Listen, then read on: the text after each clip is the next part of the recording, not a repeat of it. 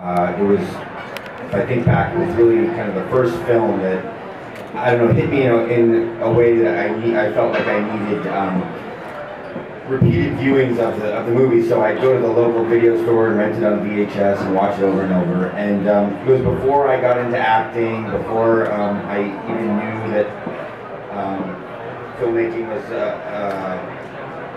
possibility for me. So it was just something about the movie, the aesthetic, the themes, I guess the idea of a makeshift family, River's incredible performance. I love the aesthetic, the set design, the way Gus shot it, and even the clothes. I remember at the time I tried and dress like River and his character, and so I loved it. And then years down the road, I got into acting and eventually met Gus, and we met, I can't remember, I met Gus he was living in New York for a period, and I remember it was around the time when we were like thinking about doing that book, Sarah.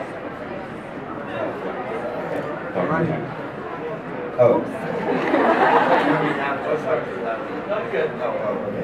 So then I met Gus, and then we met when we were getting ready to make Last Days, and I guess all I would ask you about was right? For years, that was all I wasn't aware of that. I didn't know this. Was your agent Chris? Was that? Who's your agent? Chris Anders? No. So I think that we met because there was just a general meeting. Yeah. And then, but also we met through a friend, Ben Neidhartz, and then I saw a play that James had written, The Ape. Yeah. The Ape and what was the other one? Fool's Gold. And he was performing it, and he had written it, and we sort of knew each other a little bit, but during that period I was making Psycho. And then we lost touch, but then the next time I think we saw each other was for Milk in 2007 when we were casting.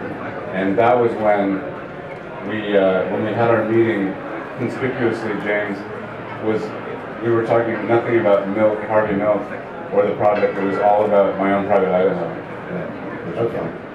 Okay. I'm sure I asked you about it before, but yes, I asked about it then. And then we did a bunch of premieres for Milk. We did San Francisco, LA, New York, and then I guess you couldn't get any actors out to the special premiere in Portland. And so Gus enticed me to go to Portland by saying he'd give me a tour of all the locations that he shot My Own Private Idaho. Right? Yeah, with Scott.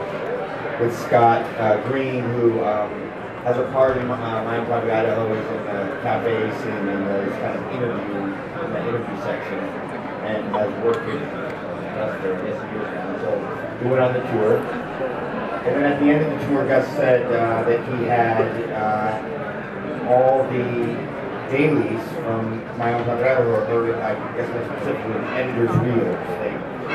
They shot it in 1990 and it came out in 91, and so it had been cut on film on a steam deck.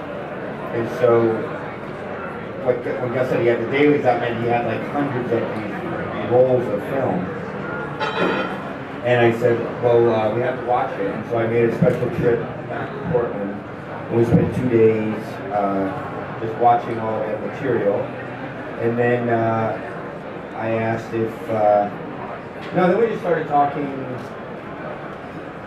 about, this is the way I remember it, we started talking about kind of how we direct movies differently now, like that with Jerry and Elephant and Last Days, there was a real shift in the way that you were making movies, and so we started talking about what if you had cut.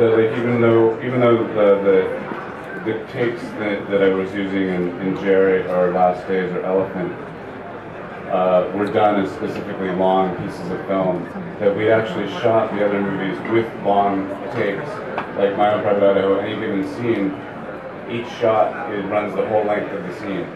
It's just cut, there's 4 or 5 shots that cut between each other, but you could have just decided on one take and actually edited it that way.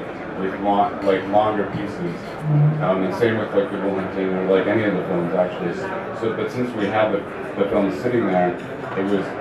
I think I did say it would be cool to put it together without any cuts. Right.